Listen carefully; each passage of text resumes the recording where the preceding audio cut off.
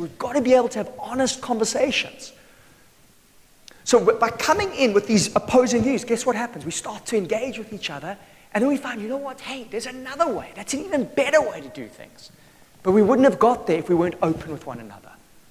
So conflict is powerful. I call this creative conflict. And creative conflict, that's how we grow. That's how we move forward. But destructive conflict is another story altogether. And destructive conflict breaks teams down. Destructive conflict creates dissension and destroys. And destructive conflict, it's not so much about what we say, it's about how we say it. Destructive conflict is when we're not really focused on making things better, finding solutions, achieving an objective. We're actually often more focused on our own ego. We're focused on being right. We're focused on making the other person wrong. And that's destructive to them, to us, to the organization, and to the results that we're after.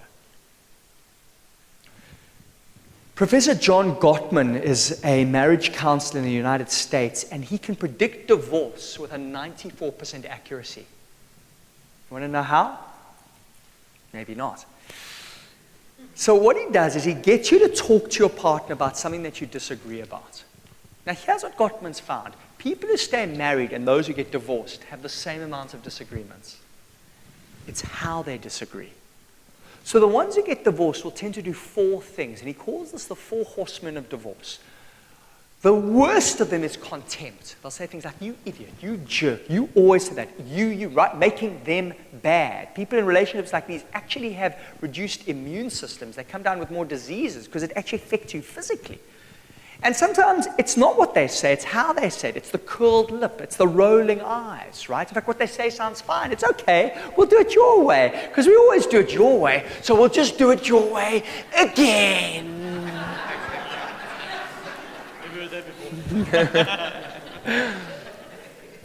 Not a great place to be. You actually have compromised heart function. It's all about broken heart. Literally, this affects the physical heart when you're in a relationship like this.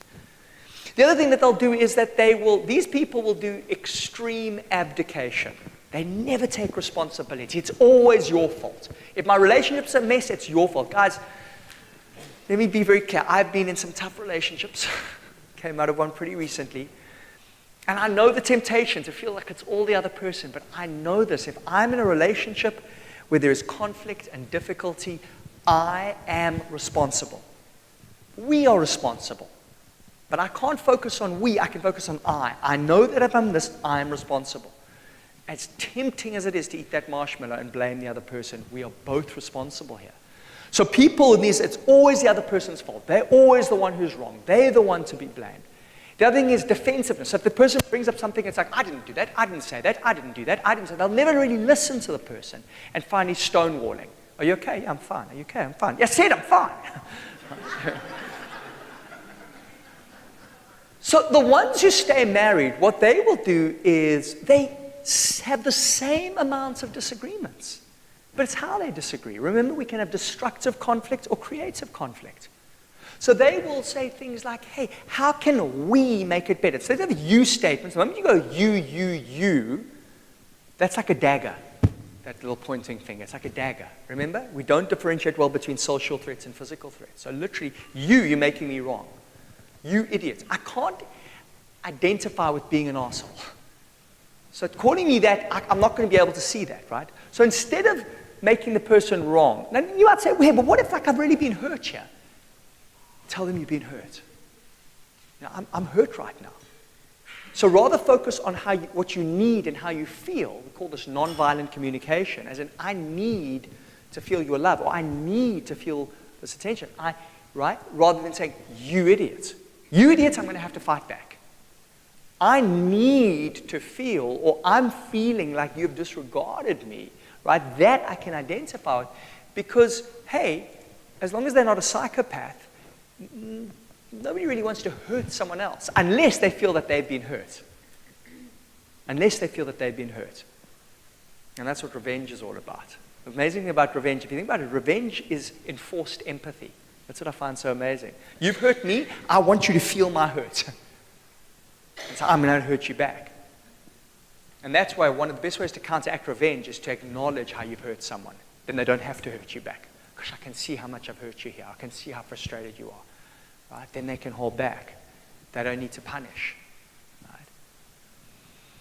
So why are we talking about marriage when we're in business and sales? Because the truth is we're going to have to deal with this every day, right? To some degree, there's going to be differences of opinion, disagreements. And you're going to have to ask yourself, how am I going to deal with this? If you feel that somebody has hurt you, if you go back in, have you ever got one of those emails and it's this diatribe of all these terrible things that you've done and they've CC'd 11 people? And you're like, oh boy. Bring it on. Here we go.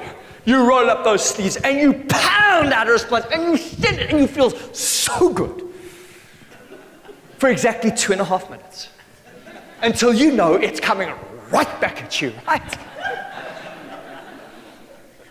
Like a boomerang. And this time, they've CC'd 31 people. So you pound on another response, and you send it out, and you feel so good until it comes back. I call this the death spiral. It never ends well. When you hard on others, you hard on yourself. When you punish others, you punish yourself. Don't treat people as bad as they are. Treat people as good as you are. Now, I'm not saying you have to ignore, okay? Guys, you can say anything that you need to say in a respectful way. You can fire someone politely. I don't know how we are going to get by without you, but we are going to try.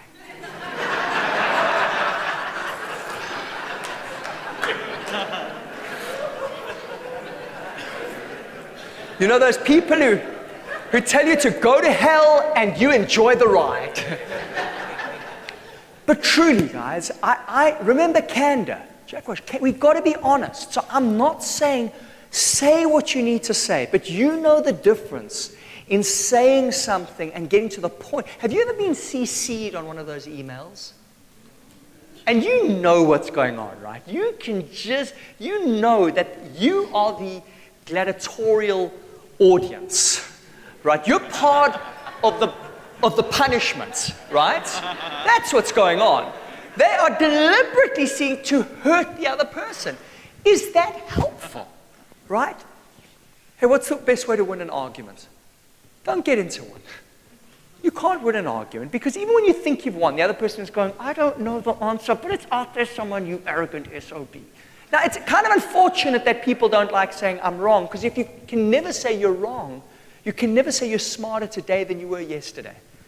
But particularly when you're in an argument, it's really tough because you're in that defensive mode. So forget about it. Forget about trying to be right. I had to learn this the hard way. Seriously.